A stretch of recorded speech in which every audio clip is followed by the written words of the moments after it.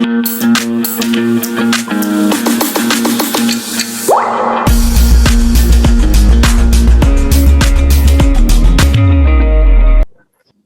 Same question आपको cat is equal to 24 वाला करवाया था, मद्रास की वैल्यू आपको फाइंड आउट करनी होती थी, याद है? कोऑर्डिनेट डिकोडिंग में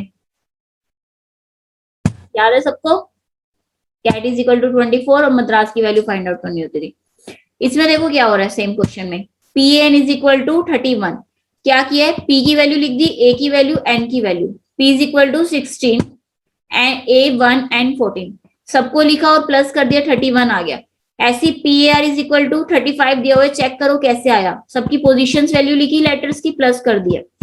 आप भी क्या करोगे, P A T, P position value 16, A 1, T 20 is equal to 37। Clear? तो आंसर आ रहा है आपका इसका बी ऑप्शन। टिक करते जाओ बच्चे। 180th फिर से एनोलॉजी बेस्ड क्वेश्चन आ गया, रिलेशनशिप वाला। 3 और 11 में रिलेशन चेक करो, क्या रिलेशन है? 3 square plus 9 is equal to 11। तो आप 7 का रिलेशन बनाना है आपने, 7 square plus 2 is equal to 51। ठीक है, 3 स्क्वायर प्लस 2 की है यहाँ पर, तो आप भी क्या करोगे, 7 स्क्वायर प्लस 2।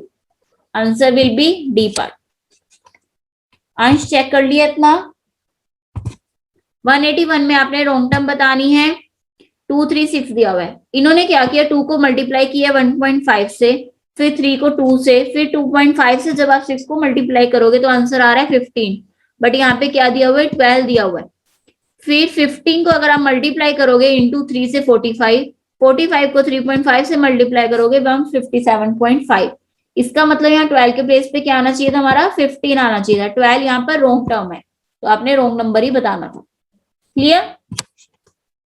मुकुल अभिनव तिवारी से आपके पास 26.5 फिर से 4 डॉट्स वाला पीपीटी का वर्ब, ये चैप्टर है जो एनोलॉजी में आपको सेकंड क्वेश्चन करवाया हुआ है, टाइप आपकी अकॉर्डिंग टू नंबर बेस्ड। याद है सेकंड क्वेश्चन? सेम यही है, तभी कहती हूँ पीपीटी असाइनमेंट सैंपल्स पेपर मत छोड़ के जाना पेपर में कभी भी। आरएमएस का पेपर भी देख चुके हो इस बार, same as it is question paper, PPT वाले सैंपल पेपर वाले आए हुए, इसमें भी सेम ऐसी हो रहा है। 26.5 क्या रिलेशन बन रहा है, 5 का स्क्वायर प्लस 1। 82 कैसे आया, किसका स्क्वायर प्लस 1 करने से आएगा, 9 का स्क्वायर प्लस 1। 9 into 9 81 plus 1 82। तो आंसर क्या आ जाएगा, बी ऑप्शन। 185 चेक करो, आपको एंजल का कोड दिया हुआ है, स्क्वायर का कोड बताना है। सिंपल है, पहले आप पोजीशन वैल्यू लिख लोगे, उसके वर्ड की और उसके कोड की। अब क्या करोगे आप, ऊपर से नीचे डिफरेंस चेक करोगे, कितना हो रहा है यहाँ पे, +1 -1 +1 -1 प्लस। सेम पैटर्न आप स्क्वायर में फॉलो करोगे, +1 -1 +1 -1। समझ आया? पोजीशन वैल्यू लिख के करना क्वेश्चन। अब आपको लग रहा है +1 -1 ही तो है, पोजीशन वैल्यू क्या लिखनी है, बट जब तक आप नहीं लिखोगे तो हमें पता नहीं चलेगा ना पैटर्न कौन सा, उससे इजी हो जाता है नंबर लिख के। तो 185 का आपका आंसर आ रहा है बी ऑप्शन। नेक्स्ट है वाला टाइम सीक्वेंस में क्वेश्चन करवाया हुआ है, 4th day of the month is Saturday. कोई भी मंथ ले लो, उसका 4th डे सैटरडे है। आपने बताना है 26 जो डे है उससे 5 दिन पहले कौन सा दिन है। अगर 4 को सैटरडे है, उसे उसके बाद सैटरडे कब आया था, 4 + 7 शॉर्टकट सिखाया हुआ है।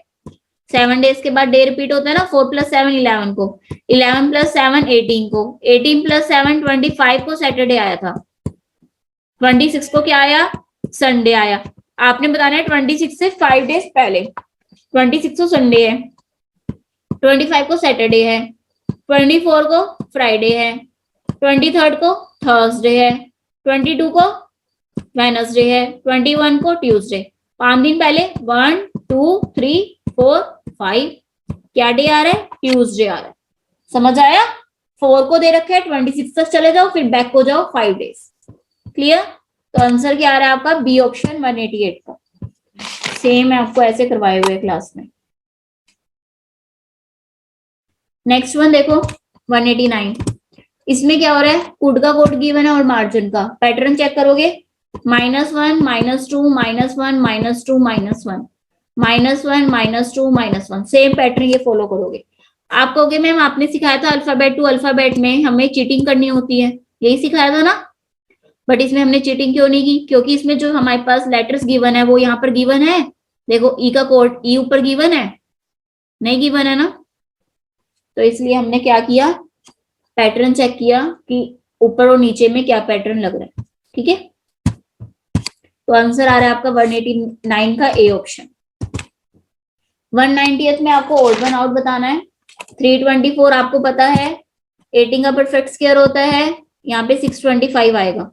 25 का होता है 676, 26 का परफेक्ट स्क्वायर होता है।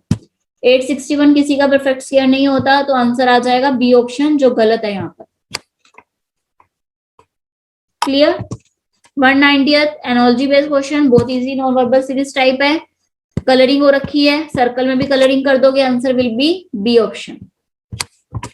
192 आपके सर्कल बाहर है, सेकंड फिगर में सर्कल ट्रायंगल के अंदर आ गया, तो आपके अभी क्या होगा, जो आपका सर्कल बाहर है वो अंदर आ जाएगा, सी ऑप्शन।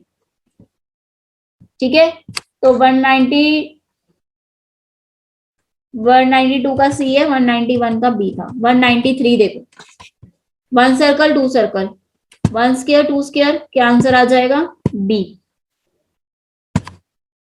194 आपके पास लाइन अप में है, फिर डाउन में होगी और कलर होगी। अब ये लेफ्ट में है, अब राइट में आ जाएगी और कलर हो जाएगी, तो आंसर क्या आ जाएगा आपके पास, डी ऑप्शन।